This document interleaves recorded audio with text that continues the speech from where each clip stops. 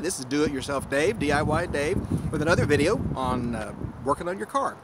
We tackled about a year ago a video on a 2004 Lesabre replacing your rear shock absorbers. Well, we're going to go back to that same 2004 Lesabre, only today we're going to replace the front disc brakes and rotors. This is a job that a lot of times you'll see advertised at local garages for about $100, but what they won't do is replace your rotors. They'll just resurface them. And while that's not a bad deal, rotors these days are so inexpensive it hardly makes sense to spend that much money and not get new surfaces for both your pads and your rotors at the same time. Now the things that we apply, the things that we'll show here, also apply to some of the older versions of the Pontiac Bonnevilles and the old Oldsmobile Delta 88 that long since went out of production from about 2000 to 2005. We'll go through the parts that you need, the tools that you need, and go through the general steps. And what you're going to find out is that it's not very difficult. Now I will say this, I am not a mechanic. I don't pretend to be. I just like to tinker, and sometimes I get myself in over my head. I don't mind getting my hands dirty, and I try to save a little money on the way. So if you see anything on here, you follow these instructions at your own risk, and I'm not responsible. Good enough? All right. Join me in a few minutes and we'll get this underway. First thing we're going to do is go over the parts you're going to need to do this job. You're going to need a decent at least 2-ton floor jack. You can do the same job with just the standard jack, but it's a little bit more awkward and a little bit more cumbersome.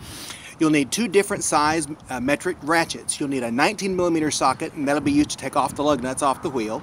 And you'll use a 15mm socket that will be used to take off the caliper mounting bracket bolts. Some other miscellaneous things that you'll need are a can, possibly, of WD-40, which is nothing more than a penetrating oil to loosen any stuck bolts. You'll need some brake cleaner to wipe off the disc rotors from the protective stuff they pack it when it's on the shelf. You might need some brake fluid to level up once you've done the change.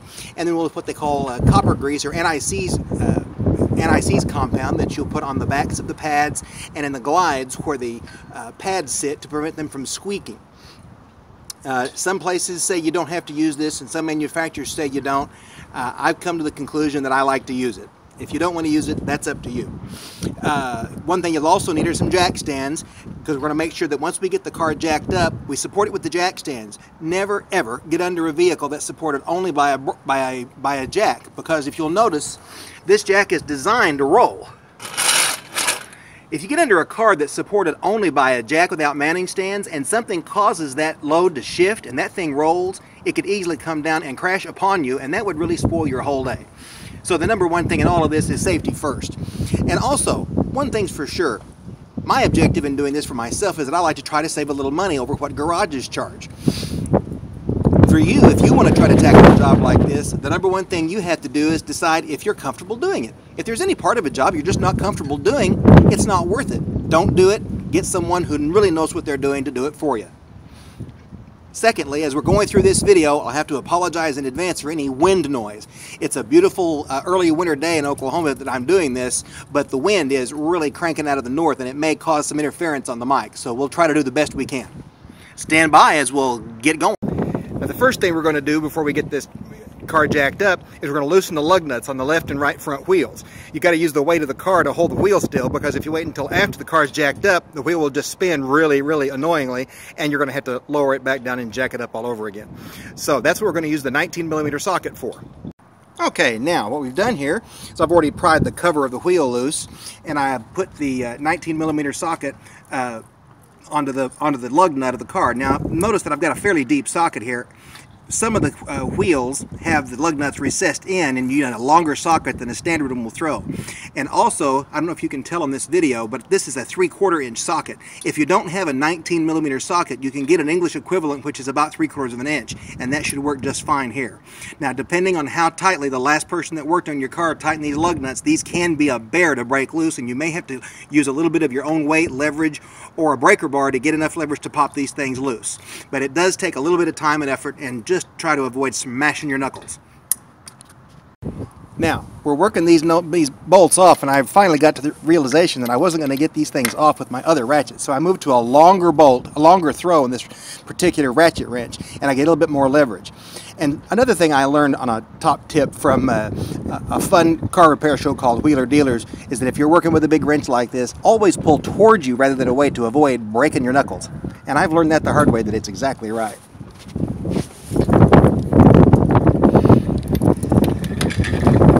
Get this last one, and all 5 of these will be loose.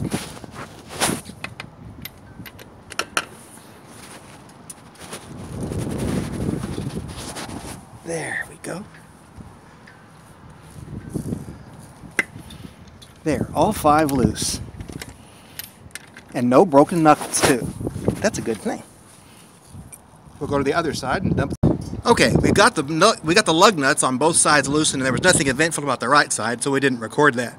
The next thing is to get the jack centered under the main cross member underneath your car and lift it up essentially symmetrically so it doesn't come up too heavy on one side or the other. Ideally, jack it up one time, get the jack stands in the right position, and you can work on both ones fairly conveniently. So now, let's see if we can line this thing up. Now, it may be a little bit difficult to see because it's so dark and I don't have any supplementary lighting down here. But when I've lined this up, I've lined up the plate for the jack underneath the center cross member that goes all the way across the front of the chassis of the vehicle. That's lined up as close to the center as I can get it. Next thing will be to make sure that the hydraulic release is tightened, the valve is tightened, and then we'll jack this guy up and get enough off the ground to get the wheels off the rims. So let's see how this works.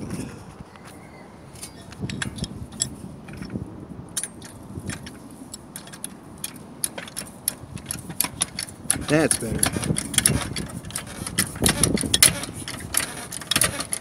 Now what we're looking for here is to get it off the ground enough such the wheels will just lift off the ground. We don't have to have a lot of clearance, just enough to get the job done. Looky there, we did it. Right there, you can see this car, the left front wheel is now off the ground, and the right front is off the ground. So now we can put our jack stands in, get the car braced up nice and secure, and we'll be able to get the brakes changed. Now we'll give the camera a moment to adjust for the light, assuming it even can, and we'll notice that the jack stands are now secured underneath a major steel member of the frame underneath on both sides. And again, like I mentioned before, you never want to get completely underneath the car that's supported only by a trolley jack. Next step will be taking off the wheel and getting the caliper taken off, and then we'll change the rotor. Now it's a good time as any to go over the parts that you use when you're replacing the pads and the rotors. First thing we'll take a look at are the pads. Now you have a choice these days between conventional pads, semi-metallic pads, or all ceramic pads. And as you go across the gamut, the more conventional standard pads tend to produce that really fine black brake dust that gets all over the wheels and looks kind of ugly. I also have the option of the full ceramic pads, which is what I've gone for here. Now these happen to be the AC Delco, which is the original GM manufacturer for the pads for this car, but there are many other perfectly valid brands that many other mechanics and folks will swear by. So this is a matter of shop at your favorite parts vendor, look at some different recommendations, and go with the one that you think works best. Now the rotors are another issue. These are 16-inch rotors, and the reason I mention that is that if you're not careful and you order just the stock parts that most of the online parts places provide for a Buick Lesabre of this age, it will try to sell you a 15-inch rotor, and that's the standard for a Buick Lesabre Custom. The particular vehicle I have is a limited edition with additional handling package that came with 16-inch wheels. So you have to make sure that you get the 16-inch wheels, 16-inch rotors to go with your 16-inch wheels. Now the next step is to go ahead and take the wheel off. We'll take off the caliper, replace the pads, replace the rotors, and then make the reverse and go from there. Now we're going to just take this wheel off.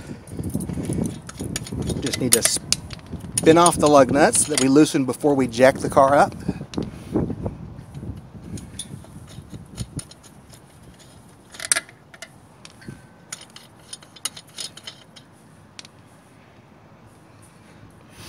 And invariably you get one nut that's a little bit obstinate.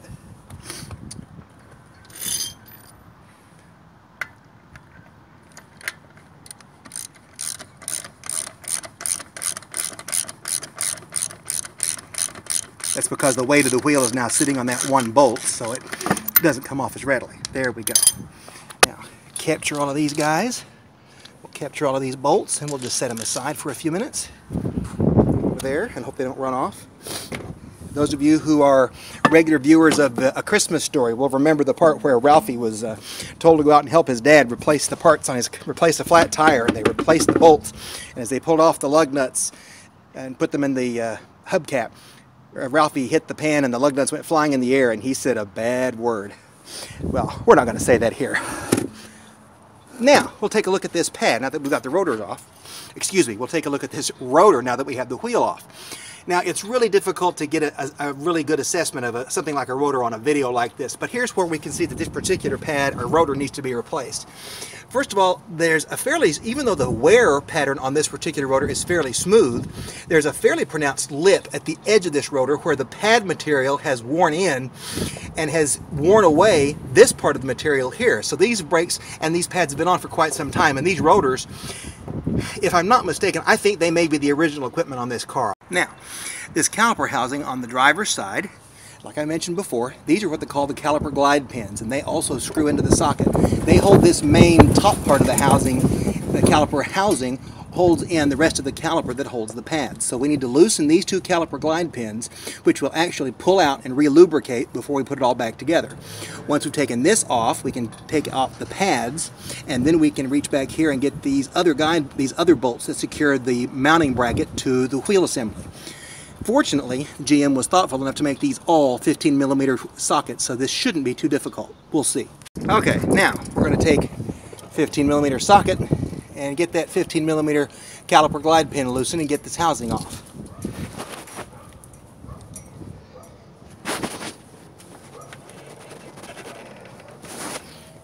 Now, if that's too tight, we may need to put some WD-40 on that just to get it to break loose. And I may need to set the camera down to get both hands on the wrench, so stand by. Okay, now, with these pins loosened, all we have to do is remove this housing that holds the caliper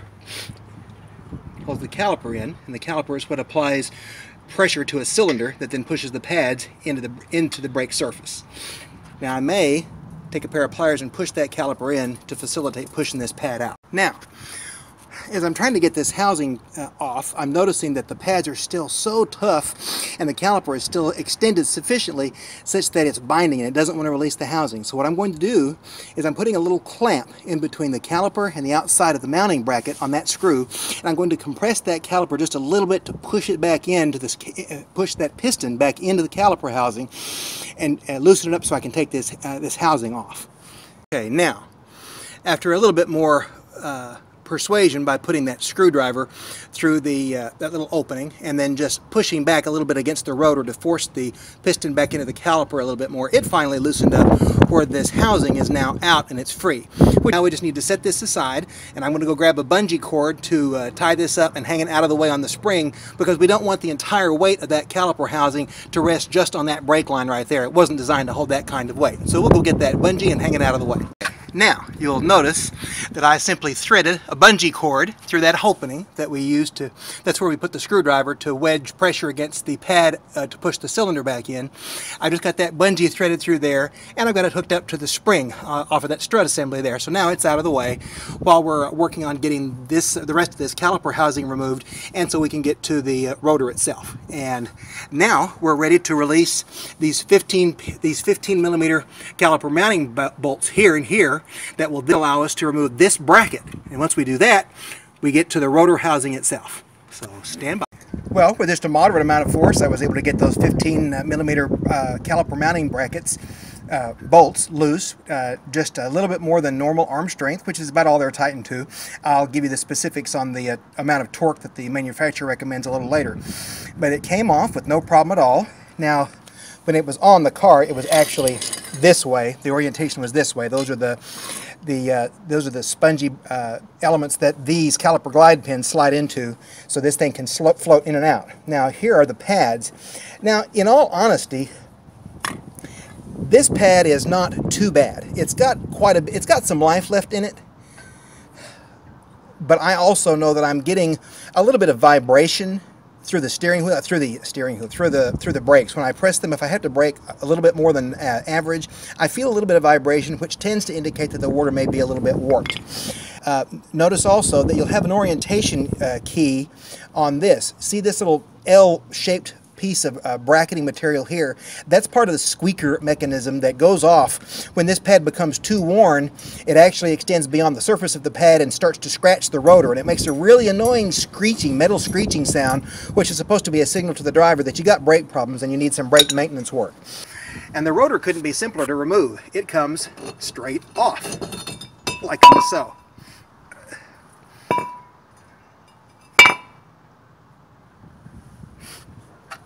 Now the one thing we can do is to compare our existing rotor with our nice new shiny rotor. Now on the surface they don't necessarily look a whole lot different, and again it's hard to tell on the back. There's not a great deal of ridging in this rotor, but I can definitely feel a lip where this groove has worn in over time. So I'm perfectly happy going ahead and replacing these, even though these may have a little bit of life left, because brakes are one of those things where you just want to make sure they're running as well as they can possibly run all the time.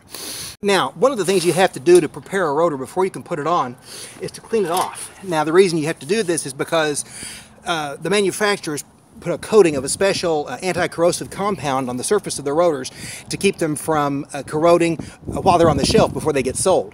But since it's a real slippery compound, that pretty much defeats the purpose of having brakes if you don't clean it off first. And you can use a simple can of just brake cleaner fluid that you can get at any auto supply store for a couple of bucks at most. Just spray a nice amount on there with a shop towel and then just wipe it off. That's all you have to do. And be sure to do both sides. And one thing too, you cannot have enough shop towels, let me tell you. You just never run out of a need for nice shop towels. Same thing over here. Just give it a nice spray. All right, we've got that thing nice and clean. All we've got to do now is put it on the wheel.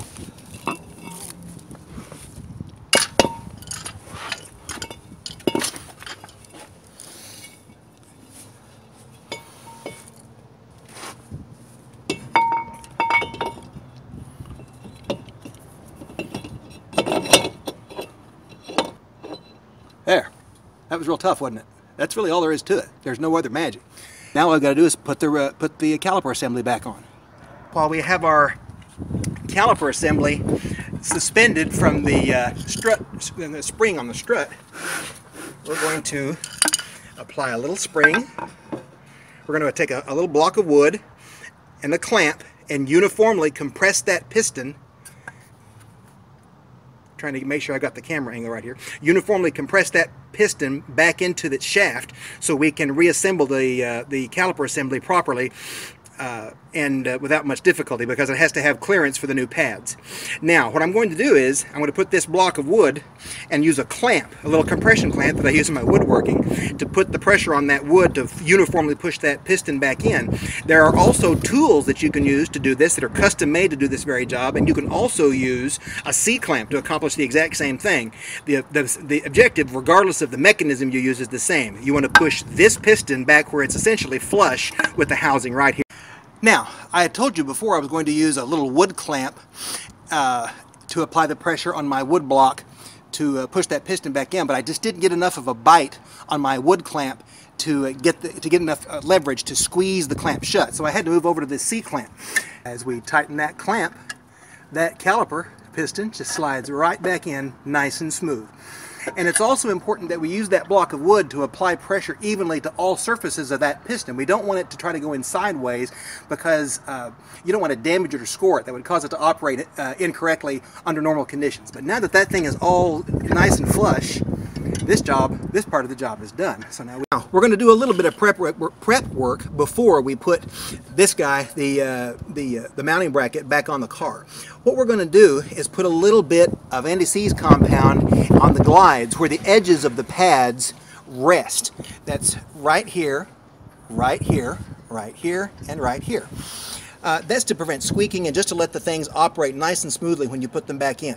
Now we're not going to put the pads in just yet, and the reason I'm doing it here, you can do this with the bracket back on the car, but you have to be really, really careful not to get any of the anti-seize compound on the rotor, because it's slippery and it defeats the purpose of having a nice new rotor to have a slippery lubricating compound on there because it won't brake properly. It's easier if you put it on here first, then put the bracket back on the rotor, then put the pads on. And we'll put some grease on those caliper glide pins as one of the last steps when we reassemble. So stand by one. Now, as I've gone to great pains to mention before, I'm not a mechanic. I don't pretend to be. I love to tinker with it. I love to try to learn a little bit as I go. But I got to tell you, this copper grease is the strangest stuff I've dealt with. I mean, this is the strangest stuff I think I've ever come across. It's just oogie, and, and I'm sure that's a nice technical term for it, but it sure does its job. So we're going to go ahead and I'm going to clean out a little bit of the gook in those glides and put a nice coat of grease on here. As a matter of fact, we'll take my handy dandy shop towel and we'll just clean these glides out, get them nice and clean.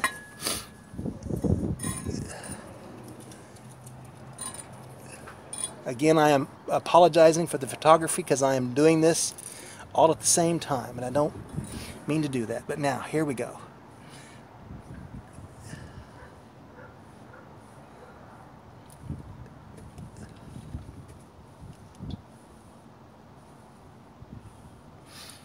Put a little bit right here, and a little bit right here. We've got a nice amount in each one of those glides, and now we'll put the caliper, the bracket, back on the car. Now, we've got the mounting bracket holes all aligned, and I got the bracket holes aligned with the mount, and then I got the screws started, so we'll just get those tightened up. Now, I have read some places suggest that you use a little bit of Loctite, thread locking compound on these, and others say just torque them to the right torque, and that's good enough. I think if you torque them to the right torque, they should be okay.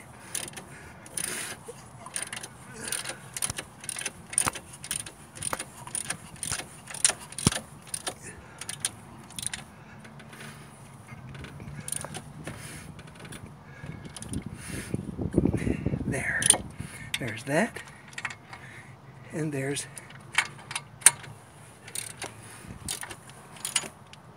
that. Now, of course, I mentioned earlier how important it was to put the glide stuff, the copper grease on the glide so you don't get it on the rotor. So what did I do? I got it on the rotor. So I've got to be sure to clean that off. We're going to put on the pads now, and I'm going to put on a little bit of anti-seize grease on the backing plates of these pads. Again, I'm doing this. I've seen mechanics that swear by doing this, and I've seen other mechanics that say you don't need it, you shouldn't need it. The mechanics I have tried to read and keep up with seem to know what they're talking about, so I'm going to do it. And if you don't think you should do it, or you have mechanic information that says you shouldn't do it, then don't do it. That decision is up to you and your own research. I am going to do it based on what I know and understand to be true. So, there. That should be good enough. And now, we're good to put those back in the calipers. That should be nothing more. Now, the inside caliper, excuse me, the inside pad is the one that has this little brake squeaker. So it's going to go on the back. We'll put this guy on the front here.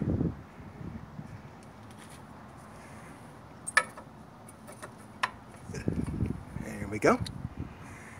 It's good to go. Ow. And then we'll do the same thing back here.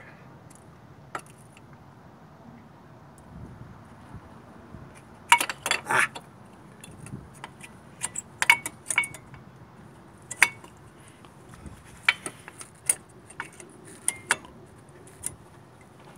There. There. Nice new pads all in place, some nice new rotors. That's a good looking thing.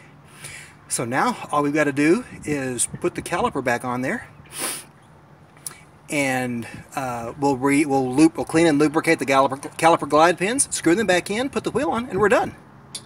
Now there is simply no practical way I can put this housing back on and video it at the same time, so I have enlisted the help of my very sweet little wife, Catherine. Say hi, Catherine. Hi, Catherine. There, she's back there, so she'll be our photographer for the moment. She'll be turning letters and selling vowels shortly. We're going to take the bungee cord off, and then we're going to put the caliper back on this assembly like unto so. And it will be a tight fit, but we did such a good job pushing that caliper piston back, it slid right on. So now that's fit. So now what we're going to do is, these are our caliper glide pins. Now these guys have to be nice and they're machine smooth and are lubricated, so this assembly will ride smoothly as the caliper pushes out the piston and squeezes the assembly to put pressure on the rotor. So the only thing you need to do to these guys, give it a nice clean, come over here with the copper grease and give it a nice fresh load of this disgusting brown grease, and I don't even want to imagine where it comes from, frankly.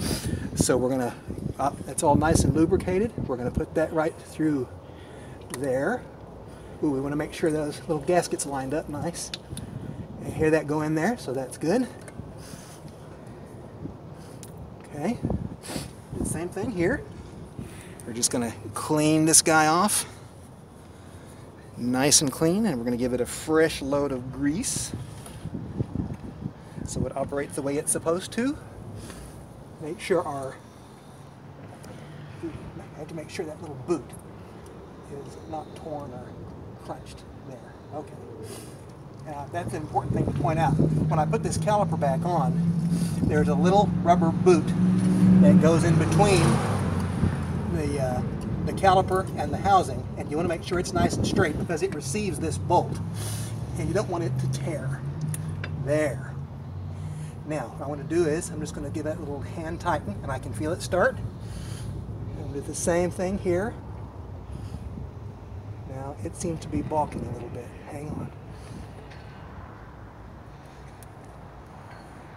Now, there we go. Now, we just take our 15mm wrench.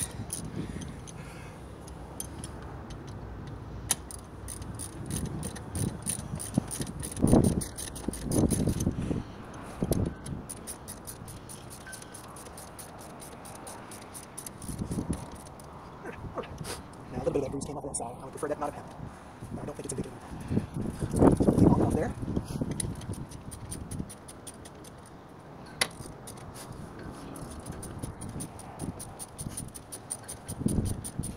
There. Outstanding. And guys, that should be it. Now we've got the wheel back on here, and we're just tightening the lug nuts. Now, one thing to keep in mind, when you're putting these lug nuts back on,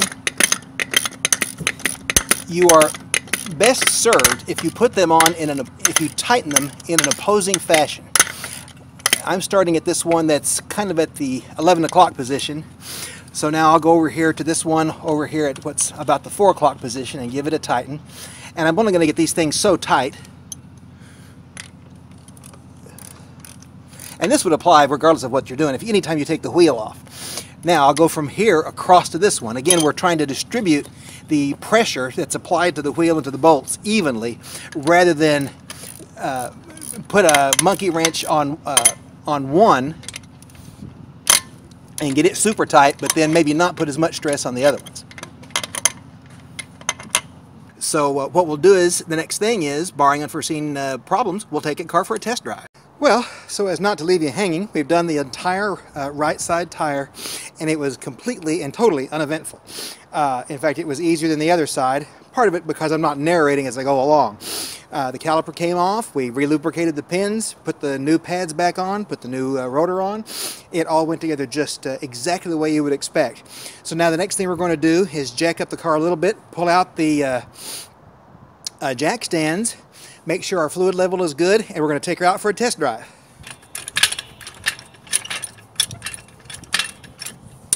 Here we go.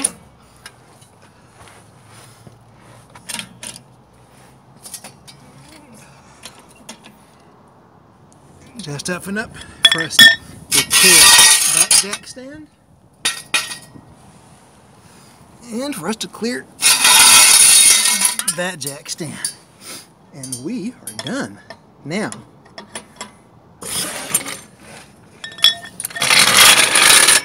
we're going to go over here to our lug nuts now that they're back on the ground. I'm going to give them a tighten. We won't put our hubcap cover back on just yet. I'll tighten that guy.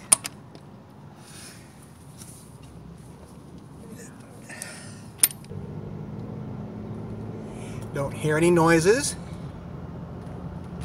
No scraping or chunking or wheezing. And now we're going down the road about 40. We're now, just so you know, we're in a very quiet residential area, and this street is hardly ever more than 1 or 2 cars on it. So we're not doing anything dangerous by using this as our test strip, going 35 or so. And we're just going to step on the brake suddenly there, and it just stops great. No pulsing, no vibrating. The pulsation that I was feeling before is gone. Down here to the home stretch, we're turning back into our neighborhood and back into our driveway.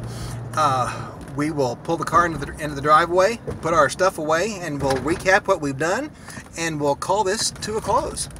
Well, we've finished up our brake project and thought we'd come up with a few summary ideas, summary thoughts.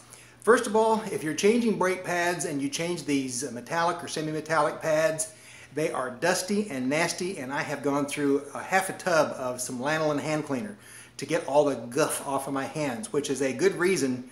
If you've got them, use a pair of work gloves, several pairs of work gloves to keep that stuff off your hands, if for no other reason to avoid the hassle of having to wash, because when you rinse it off, it gets in the sink and it makes a mess on the sink and everywhere you get on there.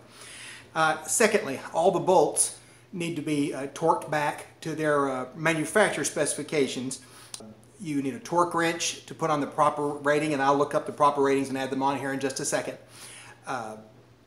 This should be good for 30,000 miles before we even have to check them again. May check the rears before then.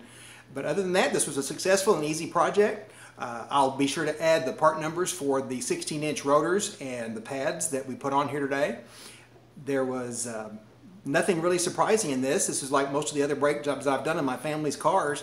And I'm convinced that if you're not afraid to get your hands dirty and your hands greasy and get these kinds of jobs done yourself, you'll save yourself a little money and you'll come with a great feeling of satisfaction once it's all said and done. Thanks for watching, and feel free to comment, and we'll talk to y'all later. This is DIY Dave signing off for now. Thanks a lot. Bye-bye.